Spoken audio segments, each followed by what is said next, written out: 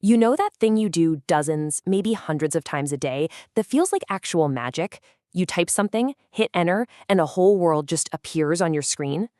Well, it's not magic. And we're going to pull back the curtain and uncover the hidden journey of a simple web request.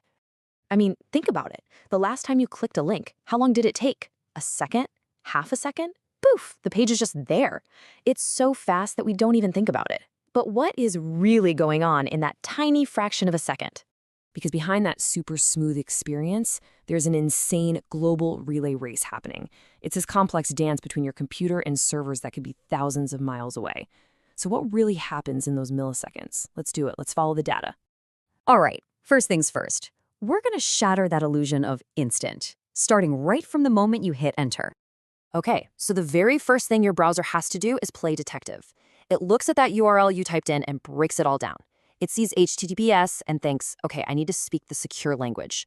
Then it spots the domain name. That's the main address. The path?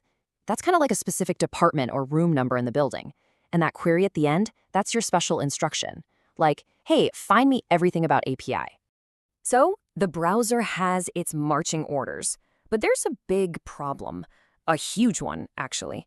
It knows the name of the website, but it has no idea what its actual digital address is. And finding that address, it is one of the most critical steps in this entire journey.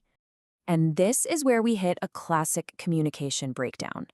We humans, we use names, right? Google.com. It's easy to remember. But computers, they only speak in numbers, a long string of them called an IP address. It's a totally different language. So we need a translator, and fast. And that translator? Well, that's the DNS, the domain name system.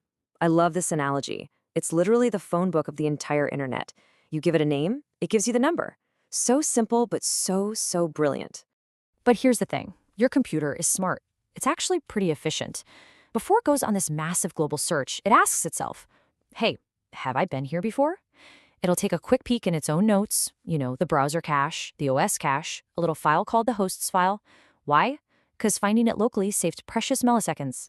Okay, but what if the address isn't stored locally? Well, now the real adventure begins. Your computer first asks its local DNS resolver. Think of it like the local library. If they don't have the answer, it escalates. It goes all the way up to a root server. Now, the root server doesn't have the exact address, but it knows who to ask next. It points you to the TLD server, the one that handles all the .coms. And that server finally points you to the authoritative server, the one that holds the key. It's this crazy multi-step scavenger hunt that happens in a flash. Awesome. We've got the address, but we can't just barge in, right? That'd be rude. We've got to knock, introduce ourselves properly, and most importantly, make sure no one can eavesdrop on our conversation. It's time for the secure handshake.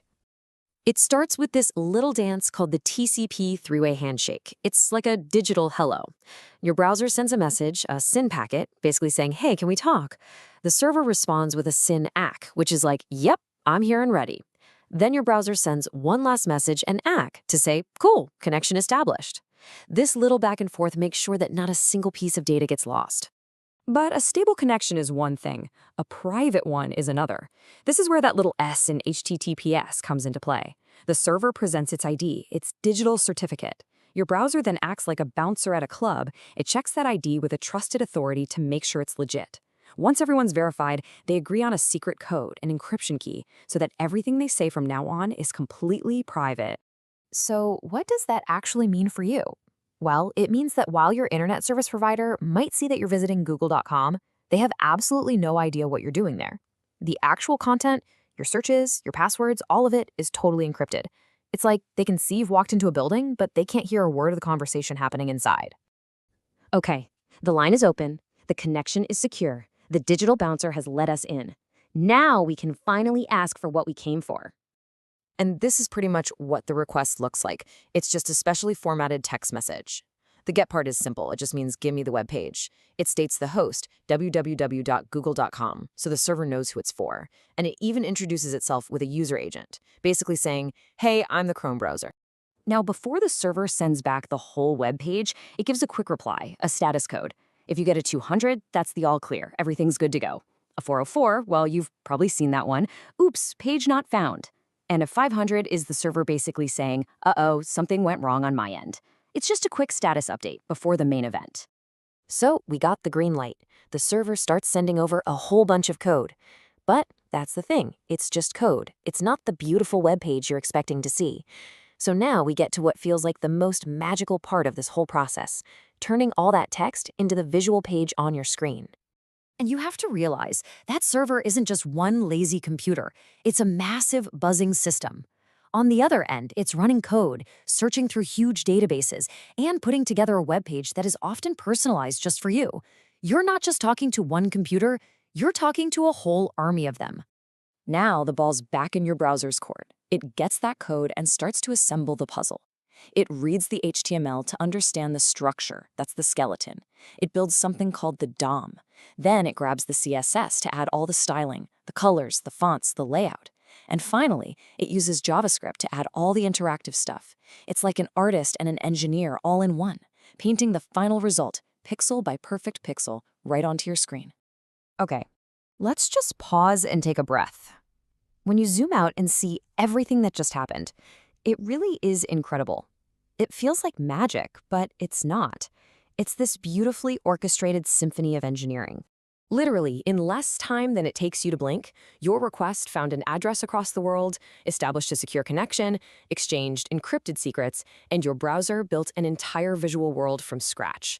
It's this mind-boggling dance of data, and it happens every single time you click. So, really, the next time you click a link and a page just appears, maybe just for a split second, remember this hidden journey. Remember all the pieces that had to work together perfectly. That's not magic. That's engineering. And it's one of the most amazing things happening all around us, all the time. So I guess the question to leave you with is this: what other magic do you see every day? And just imagine, what would you find if you could pull back the curtain on that and see the incredible, clever engineering that's really making it happen? We are about to reach 100 subscribers. Please like, share, and subscribe to complete the target.